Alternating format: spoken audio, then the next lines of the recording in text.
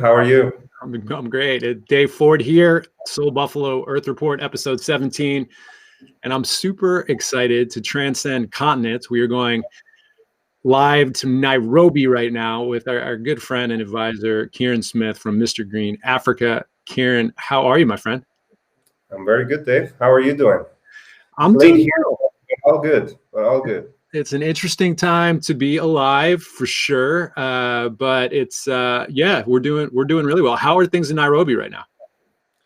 Well, I think like everybody else, we have COVID measures, second wave, preparations and management by government. But I think we're coping really well. We have good weather, so it's warm generally. So we're not too complaining. Of course, we have cases going up and so on. But I think me being part of the privileged people who have, a home, and a safe home, and sort of a roof over my head, I really cannot complain.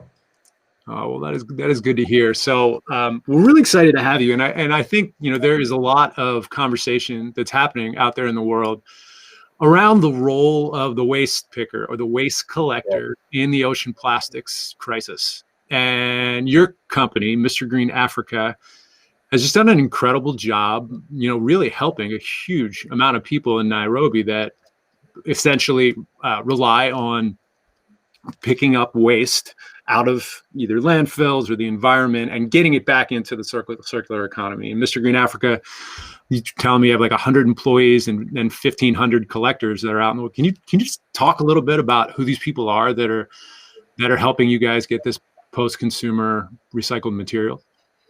Yeah, I mean, so the collectors, a typical collector, if I had to draw a picture, majority is male. They're between 25 and 35 years old. Yeah. They have sort of primary school level attendance, if not completion of it, but they don't have any other level of education. They're mostly speaking their mother tongue, Kiswahili.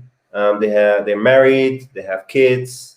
They don't have access to sort of the typical tools consumer tools as we know them: TV, fridge, solar, mobile money, which is very, very common in Kenya. So they're really a group of marginalized people, the most marginalized people in our society here in East Africa. But I would even argue they're part of the most marginalized group of people in the world, and because of the fact of their economic situation, and their economic dependency on collecting and creating a livelihood out of sort of a daily harvesting of value streams, I call them. So they're of course collecting plastics, sell them, but they also collect other materials.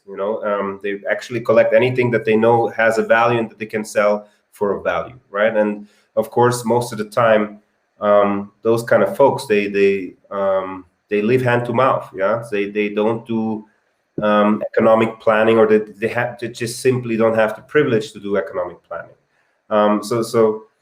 And I would even say that some of them live in groups and are homeless. They don't have a house where they can go home at night. So they sort of have their spots where they hang out. They're usually near dump sites or sort of certain areas within sort of the slum areas of the urban environment. So that's really a typical picker. But you also in the cohort of our suppliers, we not only serve those folks, we also serve the folks who buy from these suppliers, like pre-aggregators, who are a little bit more business savvy now, businessmen or businesswomen, who also try to make a living and have a certain another situation or another place in the entire value chain, right? There are these outposts where there's like individual or a small company where all of these waste collectors will bring sort of their whatever they get during the day. Correct. And then they will transact, and then you will then transact with the outposts as well as the waste pickers. We have our own outposts, right? So we have our own outposts across the city. We even expanded now outside of the city, Nairobi. into another area within Kenya. So we expanded now nationwide our outpost system, our outpost collection system. So we have our own outposts where we register our suppliers, we onboard them, and then we transact with them directly. But with these outposts, it's not our intention to disrupt or exclude anyone. We offer anybody who wants to come and sell material to us at price X to come, right? And so there are other outposts, neighboring outposts or in other regions who even come to us because of the fact that one of the key pain points they have is sustainable offtake market. And as Mr. Green, this is one of our key value proposition: sustainable offtake, consistent offtake, and under a fair price and fair conditions. So this is why we have a multitude of supplier groups, not only the most marginalized, but also other players in the entire value chain, right? And for example, we even have people and folks who are like part-time pickers, right? People who realize that Mr. Green is in their neighborhood and realizing, oh, plastic has a value. And sometimes they're maybe a bit cash strapped, so they would go out there and collect for that day and have lunch money, you know. So there are those folks as well. So, you know, in the entirety, we actually have registered over 2,500 people in our supplier network. It's just the 1,500 that you mentioned, Dave, are really the most marginalized who do it almost daily.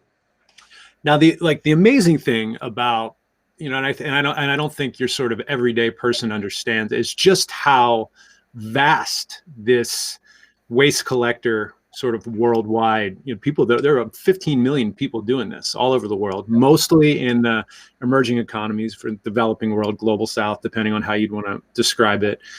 But that are actually they're the last line of defense that are keeping these materials out of the environment and getting it back into the circular economy. Then on the flip side, you have all of the major brands with huge post-consumer resin, with post-consumer recycled plastic goals, where they just want as much of this as possible, but generally have like a pretty hard time buying it. So what you're doing on the ground, you know, basically working with this huge, vast amount of people and helping improve their lives. But then what happens when it comes to you? Like, can you talk a little bit about some of your partners that you work with to help make products to get it back in the economy? Yeah, and let me start with the foundation of the company of Mr. Green Africa when we started 6 years ago. I mean, at that point when we started, there were not many people talking about circular economy and the way we're talking about it today, and our understanding of it today, and especially also when we focus into a circular plastics economy, that was not existent as such. And back then, our business model and that was basically the thing that brought us to now the frontier and into a pioneer position when we talk about inclusive sourcing, and at the same time offering a high quality PCR that meets the standards and the requirements the brands have. Yeah? As you mentioned, sometimes they complain that they want to buy, but it's not available, right? So the supply and demand is completely out of sync at the moment. And that has to do with, of course, collection system, especially in emerging economies that are not yet sophisticated. And then, of course, also when we look at emerging economies, the assets that are required to convert from waste to something valuable like the PCR. And so what we did as a company is we early on invested into formalizing that network, that collection network, and really integrating ourselves in there and creating these win-win situations between us and the collectors and making them part of a more formal system and giving them the consistency.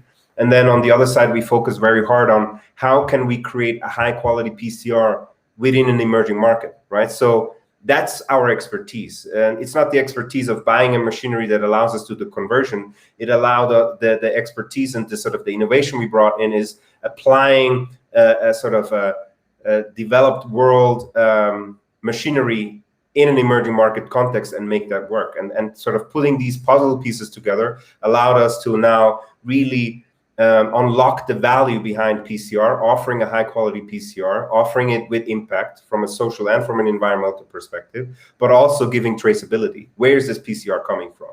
And so that in combination really unlock these partnerships. And one key partnership that I want to mention is the one that we have started early on in 2016 with Unilever. And this is one of my favorite stories that you tell. Yeah.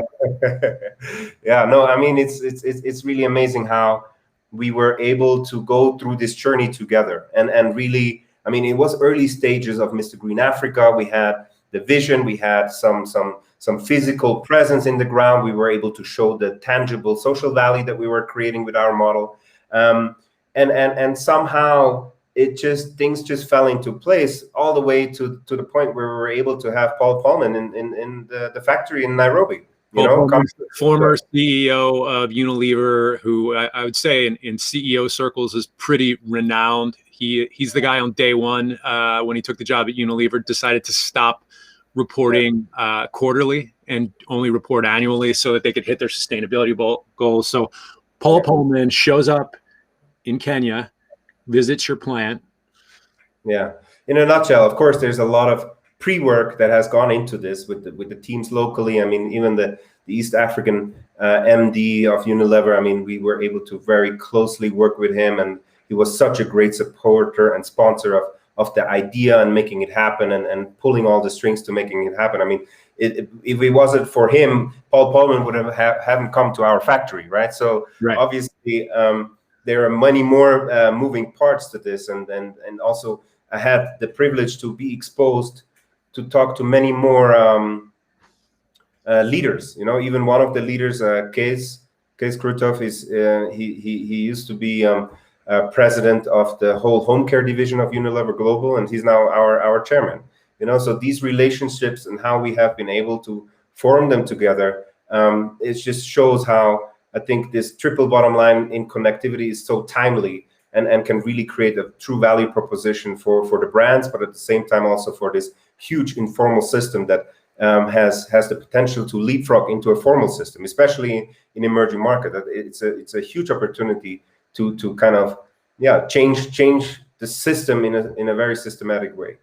Well, and I think it's incredible. And just like some of the things that I know that you've been doing to help get the waste collectors access to healthcare and, you know, access to, I mean, there's so much that can be done. I mean, when you look at informal and you just think of somebody sort of leaving their house in the morning and then going and collecting and then selling it to somebody and then sort of rinse and repeat. But then also like what you guys are doing is really providing like a foundation and a structure for these guys to operate in that's just helps them across the board from health and well-being. And I mean, it's pretty amazing. And it's pretty amazing that Paul Polman shows up and then you guys are, you know, in business and rocking and rolling with Unilever sort of, right? And that speaks to your operations. And we've had a lot of other partners visit your operations in Nairobi that have just come back like totally blown away. So I'm excited to get traveling again and get back to Africa. Oh, well, can't wait to host you. Can't wait to host you. Is there a story that really like you can think of that like tugs on your heartstrings where you've been able to like work, you know, see firsthand like some of the families you've affected like through your employees, or just is there anything that like really pops, you know, in your mind of like you personally? I mean, this is one of the key drivers why, you know, I'm in this entrepreneur journey. You know, I mean, it's like magic. You know, it's from an idea you can sort of really change your environment, and you can change people surrounding you. You know, there are many stories out there on like how really people can get on a journey and improve their livelihoods. Unfortunately, I wish I could tell you that one great story, you know, of that one picker that went already, you know, through the entire journey and now has a house and stuff like that. Unfortunately, I can't. We don't have that story yet, but we're very hard and we're very aspiring to work towards that kind of story that is truly authentic, you know, that truly is systematic change. You know, as a matter of fact, today, the people who supply to us, they're still sort of doing it in an efficient way. You know, they're still roam through the streets, through the dump sites, and sometimes they have a good harvest, sometimes they have not so good harvest, right? And that reality what Mr. Green Africa wants to start changing is making it more predictable, you know, making it enabling them to start going to sort of pre-aggregated locations where they already can get good quality plastics and bring it to us, right? And so that system, that setup, that network, that's what we're looking and piloting to build, because the ultimate success for us is having redefined the job waste picking, right? That's the ultimate success for us, and where it's not just a picker roaming through the streets finding plastics. For us, it's like having a predictable sort of gig economy style, like many models have it out there, where we can predict for them where they can find plastics and bring it to us, and then for that sort of turning into a transporter, they can earn a predictable income for the day. And that's where that's for us the holy grail on how we truly believe that we can have many of these stories systemically. Internally, I think we have many great employees, employees who have been on the journey with us. They have come, they have left, but it's just the impact that we create from a mindset of like every time a new employee comes and sort of dives into the business, they're like, wow, you really changed my mind about plastic waste, and that's the ultimate goal, like how you can change somebody looking at plastic waste around lying around the streets differently, and understanding that there's true value to be created. I think those are the kind of stories that we are super proud of, that every time when we engage with people and our own employees, but also stakeholders, that they realize that. I think there's this dialogue that's happening sort of on a global scale right now. And there's been a lot of calls for a global treaty for plastics, like really heavy in the news, something that we're really leaning into over here.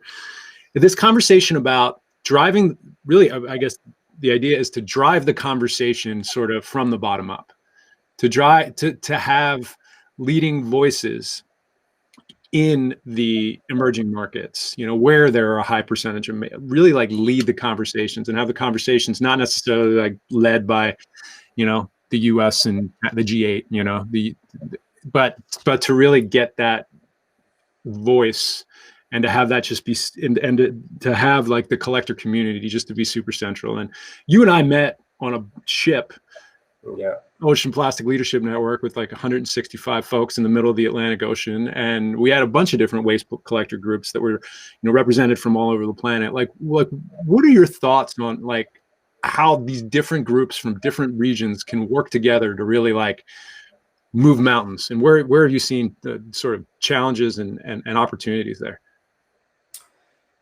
I mean, I think that's I try to give you a short answer, right? But I think the fact is that there are a lot of overlaps and similarities in all the communities that are out there. There's of course contextual differences, but I think the amazing thing is, when we talk about markets and we talk about scale, and relevance, the issues that a waste picker faces here in Nairobi are pretty similar. A waste picker faces in Haiti, in India, in West Africa and South Africa and Southeast Asia. They're pretty similar. And of course, contextually, they might be different. Some waste pickers are a bit more sophisticated. Other waste pickers are even less sophisticated, And I think the key thing that the organizations like ours, who are trying to really empower them from the bottom up and make them part of the conversations, I think it is on the level of advocacy, to have a global understanding of what can the various different value chain stakeholders do, how can they participate. And I think aligning that makes it much simpler to integrate in Kenya, in India, in Haiti, and in other markets at the same time, right? Because there is this kind of common understanding or framework in place, how this should look like. Because if you have to define it every time in every market, you lose a lot of time. And I think we all know that there are sensitive topics in waste picking, right? There are sensitive, they're a marginalized group of people. There's a lot of child labor conversation going on, and there's kids on dump sites and so on. So how do we ensure we don't capitalize on that and we empower that? Like, where does the mandate start and stop of the industry and companies like ours? I think those are key questions that will touch everybody, every organization like Mr. Green. And I think commonly coming together and trying to think through that and and trying to align a very simple framework, a transparent framework that is sort of publicly available. That is something I think that we could work on, and that could drive the understanding, so it helps in creating awareness, but it also helps driving the understanding and laying a certain foundation to do business. Because in the end, if we talk about sustainability, it needs to have a sustainable business angle, and I think the integration of this kind of framework into this business angle is of high importance, and gives a huge opportunity for everybody to really try to tackle that without fear. Have you seen the movie Wasteland by chance? I'm not sure. Is this the one? Brilliant movie where they follow around waste collectors in the landfill. This famous for for me, it was really. I'll send it to you. It really like took you deeply. It was like it won a bunch of awards. It was like 2010. It took you really deeply into the slums of Rio, and what it's like to be a waste collector there. And how many women actually do that work that otherwise would have been in prostitution or just other, it's actually helped like a tremendous amount of women to sort of lift them into a different direction. But just really, really powerful. And it's like juxtaposed with like one of the world's famous photographers that like takes these sort of 6 waste pickers and makes this beautiful art out of what they collect. So if anybody is out there is wondering how to if wants to understand more, I'd recommend that movie for sure. It's interesting too, Kieran, that Kenya is really sort of ahead of the curve when you talk about the way governments are talking about waste. I mean, you guys have one of the most sort of advanced plastic bag bans. Correct me if I'm wrong. Yeah. What else is happening on the ground in Kenya that can help, that the rest of the world can learn from? That's a good question, but I think what the cause of creating this plastic bag ban, right? I think the cause and effect out of it was creating a wake up. It was kind of like a wake up call of industry in Kenya. I remember we were like maybe 3 years old as a company. That I think it took effect in 2017, and before that it was like plastic and recycling, great stuff you're doing. We really honor the stuff you're doing, and the moment this kind of change came really suddenly, industry players, they started really freaking out, because they were like, okay, if they can ban plastic bags, they can also ban plastic bottles, and our business under threat. So it really accelerated the conversations and people acting and wanting to now make sure they're proactively taking part in finding a solution and working with companies like ourselves, and that really helped and accelerated on thinking through it in the ecosystem as in its entirety. So I think abrupt change or abrupt kind of statements or taking stands, that's things I think people can really learn from.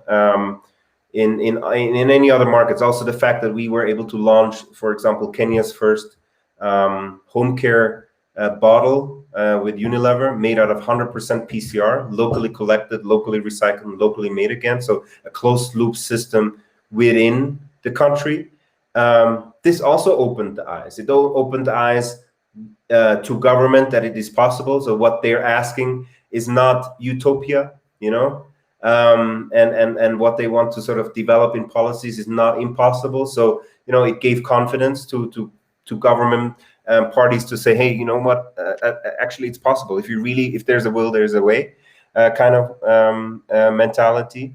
And I think all these different forces, they lead to now this openness and to this drive to truly try to think, okay, how can we change this, and not having sort of a greenwashing system in there that everyone is still back to the old, but on the surface we're talking about sustainability and recycling, and nothing is really happening, or not at least at scale. And government really demands scale. Government demands from EPR systems and things like that coming up and popping up, and that they really can start driving scale. And if they fail to do that, there is still the possibility to ban plastics.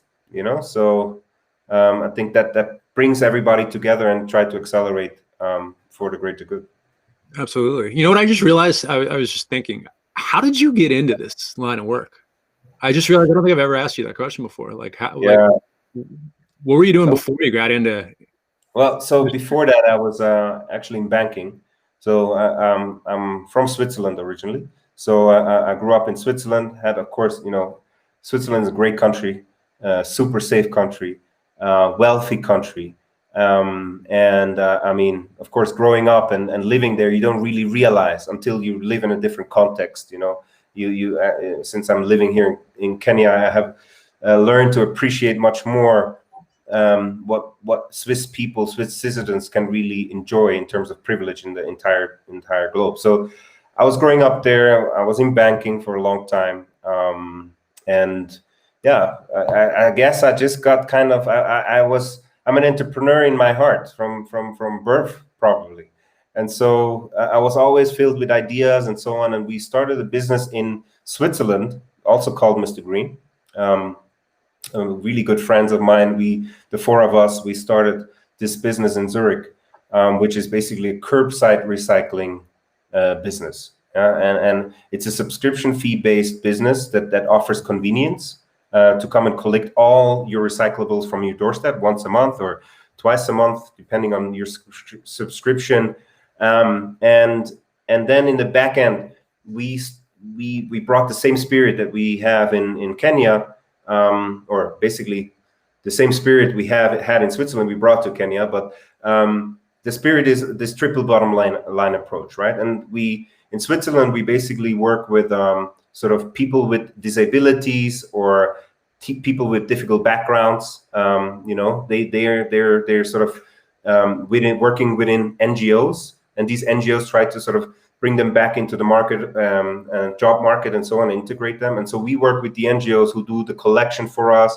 They do the sorting for us, and so on. So we're in the front end. We create the market for them, for people who want to have a convenient and sort of feel-good subscription product. And we come and collect all their recyclables, and they don't have to worry about bringing it back or anywhere. We make sure all these materials, value streams get recycled, right? And so that business opened up the whole world of waste to me. I mean, I just we got emails from traders, hey, we want to buy this plastic and so on. And I was like, what? This thing has a value, because we didn't build a model on selling the value streams on the other side. We really just built a model on we're getting paid a subscription fee. We make sure it gets fulfilled in terms of collection, sorted, and brought back into sort of the cycle. And all of a sudden we're there and we're like, wow, okay, this material has value. And so this just opened up my eyes, and then personally, I was always interested in emerging markets. I always saw opportunity in the next frontier, which is the continent Africa, right? And I would always read about stories, of diaspora folks who would, move back to Nigeria, Ghana, Kenya, and they would start chicken farms or whatever. And I'm like, what is, they were in banking before or did some other job somewhere in England or in Europe. And I was really wondering, okay, how do they do that? And what makes them do that? There must be opportunity. There must be something. So when I had the first opportunity to travel to Kenya, which was in 2012, I just took it and went. A friend of mine who I knew, who was sort of, I knew him, and he's Kenyan, and he was like, he hasn't been back to Kenya. He was like, I'm going to Kenya. If you want to tag along? I'm like, yeah, for sure. And so one thing led to the other. That's amazing. I'm so glad I asked that question. It's, I just looked up and we are just about out of time. Unfortunately, we could keep on going. I want to get into like macro Africa and the waste opportunities there. We'd love to have you back on for sure. Well, let me just ask you, let me just leave you with one question. Some people find this very difficult. Some people find it pretty easy. If you could spend a day with like some sort of environmental superhero of yours, who would you pick? Environmental superhero. Yep. Environmental superhero. Who would I pick? I would say 86% of the responses are normally David Attenborough, but we do get some, we get some Greta Thunbergs. We get all, Yeah. Too. Well, I would try to figure out. I wouldn't know if the superhero, the obvious superhero on the surface, is the person. I would want to spend the time with that person who has the most influence when it comes to environmental policies from a global scale. That's where I would want to spend the day with. I don't know who that is, but it's not the people who are on the public face. So it must be somebody in the back end. And I would want to spend the most time with that person, because changing that person's mind and helping influencing that person might accelerate certain things and activities that we need to get done in this globe. I want to find out who this person is too. Maybe that can be like our joint mission, to find this sort of, it sounds like a policy person. Maybe they're at the UN, maybe they're in, There are, when you watch more lately, I've started watching documentaries even more so. And you always realize that there's always that person in the back who has been for a long, long period of time, has superseded many, many presidents, and has superseded many, many whatever political changeovers. Right. That person is always there. And I think those are the people who are the most influential people who could actually drive change over time. I think we have a joint mission, because I'm on board. Let's find this said person. And we can invite him on the podcast. We can, like, for the next podcast too. So I'm gonna keep my ears open. That would be so amazing. Kieran Smith, Mr. Green, Africa. Thank you so much, man, for your partnership, for for being an incredible advisor to the Ocean Plastic Leadership Network, and for all the great work you do. And we're just super grateful to have you today. That's it for today. We are going to be back on Thursday with Matt Prindeville, who, amazing guy, runs an organization called Upstream Solutions that is all about preventing plastic waste from an upstream perspective. So we're going to deep dive with Matt on Thursday. And yeah, really grateful, Kieran. And we'll talk to you soon, my friend. Thank you, Dave. Thanks for having me. And talk soon. Looking forward. All right. Take it easy. Bye-bye. You too.